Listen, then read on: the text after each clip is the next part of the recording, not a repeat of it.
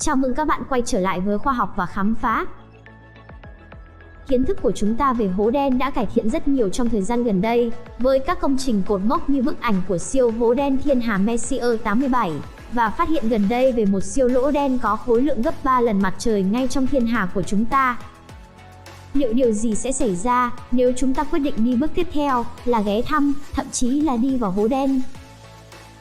Đầu tiên, để có thể sống sót đủ lâu để khám phá hố đen, bạn phải tìm được một hố đen thật lớn đã, theo Jana Levin, giáo sư thiên văn học tại trường Barnard thuộc Đại học Columbia. Hố đen hình thành khi vật chất bị nén chặt trong một không gian rất nhỏ, giống như khi một ngôi sao lớn đến mức lực hấp dẫn quá mạnh khiến ngôi sao tự nén khối lượng của mình lại, tạo ra một điểm trong không gian có lực hấp dẫn vô hạn, một điểm kỳ dị, singularity. Khu vực xung quanh hút mọi thứ tình cờ đi ngang qua, có tên gọi là chân trời sự kiện. Khi vật chất ngày càng bị hút vào trong điểm kỳ dị ở trung tâm lỗ đen, chân trời sự kiện ngày càng mở rộng. Nếu bạn vô tình nhảy vào trong một lỗ đen nhỏ, cho là có đường kính 100 dặm, bạn sẽ tiến rất gần tới điểm lực hấp dẫn vô hạn.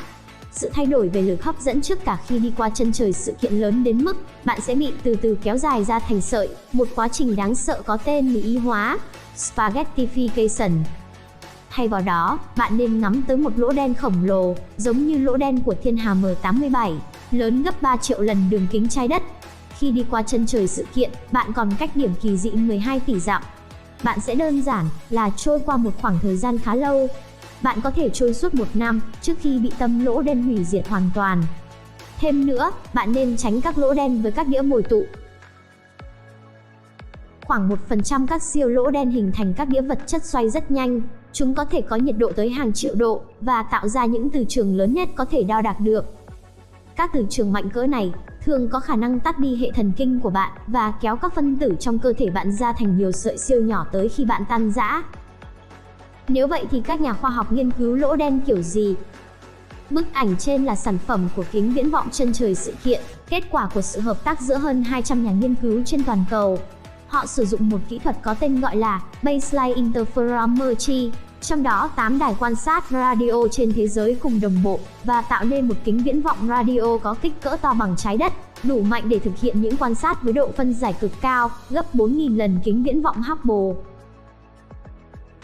Gần đây nhóm cũng đã công bố thêm các hình ảnh mới cho thấy tốc độ lỗ đen M87 nuốt chửng những vật thể xung quanh và thể hiện cấu trúc từ trường như mạng nhện xoay quanh lỗ đen và tạo ra những sóng vật chất khổng lồ.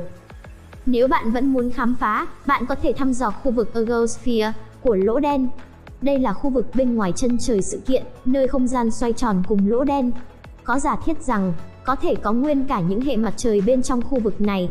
Nếu kẹt ở đây, bạn vẫn còn có đường thoát.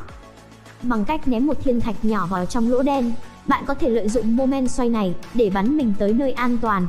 Nếu bạn đã quyết tâm nhảy thẳng vào tâm lỗ đen, thì bạn cũng sẽ không tiếc đâu. Khi gần tới lỗ đen, bạn sẽ thấy ánh sáng của toàn vũ trụ dường như bị bóp méo bởi lực hấp dẫn khổng lồ của lỗ đen. Nó giống như đi qua một nhà gương vậy. Ánh sáng từ các vì sao sẽ trôi trên bầu trời, bạn có thể thấy một vật thể để lại nhiều di ảnh, vì lỗ đen bẻ cong ánh sáng phản chiếu từ vật thể. Nhưng màn pháo hoa chưa dừng ở đây. Bên trong lỗ đen không hề đen, đó là một cánh cửa một chiều, tới một chiều không gian chứa đựng hàng kỷ nguyên ánh sáng bị khóa lại trong đó. Bạn sẽ nhìn thấy toàn bộ lịch sử lỗ đen, từ khi hình thành trong một khoảnh khắc. Thời gian cũng sẽ chậm lại do lực hấp dẫn vô hạn của lỗ đen. Từ bên ngoài nhìn vào, chuyển động của bạn chậm tới mức như đang đứng hình ở chân trời sự kiện, mặc dù bạn đã vào đến tâm lỗ đen rồi. Từ góc nhìn của bạn, vũ trụ dường như tăng tốc. Nếu bạn nhìn ngược lại khi trôi dần vào tâm lỗ đen, bạn có thể nhìn thấy như đang xem một bộ phim về toàn vũ trụ, ngay trước khi chết. Khả năng vẫn có một cách thoát thân, nhưng điều này hoàn toàn là nằm trong lĩnh vực vật lý lý thuyết. Lỗ đen cũng có thể là một lỗ sâu, wormhole, đưa bạn đến một vùng khác trong vũ trụ, trong tình trạng cơ thể đã phân rã thành nhiều hạt cơ bản. Tất cả bạn có thể trông đợi, đó là khả năng các dữ kiện lượng tử về bạn được lưu giữ khi đi qua lỗ đen, và sự tồn tại của một dạng linh hồn đủ kiên nhẫn, dành vô hạn thời gian để lắp ráp lại cỗ máy sinh học từng là bạn. Vậy lỗ sâu là gì? Một lỗ sâu, hay lỗ sâu đục, là một lối đi trên lý thuyết xuyên qua không thời gian, có thể tạo đường tắt cho những chuyến hành trình đường dài xuyên vũ trụ. Lỗ sâu đục được dự đoán bởi lý thuyết tương đối rộng. Tuy nhiên, lỗ sâu đục mang theo cùng với chúng những hiểm họa của sự co lại bất ngờ, hàm lượng bức xạ cao và sự tiếp xúc nguy hiểm với vật chất kỳ lạ. Vào năm 1935, các nhà vật lý Albert Einstein và Nathan Rosen đã sử dụng thuyết tương đối rộng đề xuất sự tồn tại của những cầu nối xuyên qua không thời gian. Những lối đi này gọi là cầu nối Einstein-Rosen hay lỗ sâu đục, nối hai điểm khác nhau trong không thời gian, trên lý thuyết tạo ra một lối tắt có thể giảm thời gian và khoảng cách đi lại. Mỗi lỗ sâu đục có hai cái miệng với một cái họng nối giữa hai miệng. Hai cái miệng có khả năng nhất là hình phỏng cầu. Cái họng có thể là một đường kéo thẳng, nhưng nó cũng có thể bị cuộn lại, làm cho đường đi dài hơn lộ trình bình thường muốn có. Thuyết tương đối rộng Einstein dự báo trên lý thuyết sự tồn tại của lỗ sâu đục, nhưng chưa có lỗ sâu đục nào được tìm thấy từ trước cho đến nay.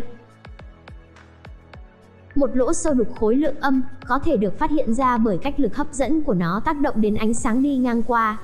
Những nghiệm nhất định của thuyết tương đối rộng cho phép sự tồn tại của lỗ sâu đục, trong đó cái miệng của mỗi lỗ sâu đục là một lỗ đen. Tuy nhiên, một lỗ đen xảy ra trong tự nhiên, hình thành bởi sự co lại của một ngôi sao đang chết, thì không tự tạo ra một lỗ sâu đục được.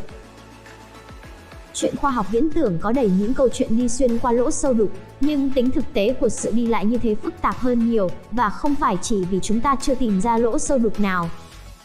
Vấn đề thứ nhất là kích cỡ.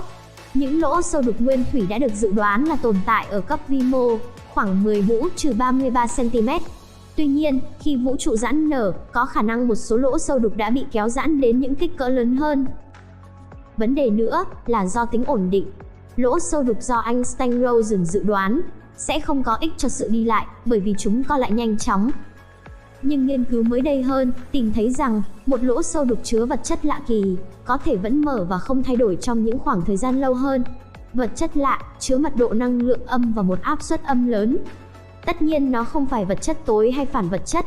Vật chất như thế chỉ nhìn thấy được trong hình dạng của những trạng thái chân không nhất định, là một bộ phận của lý thuyết trường lượng tử.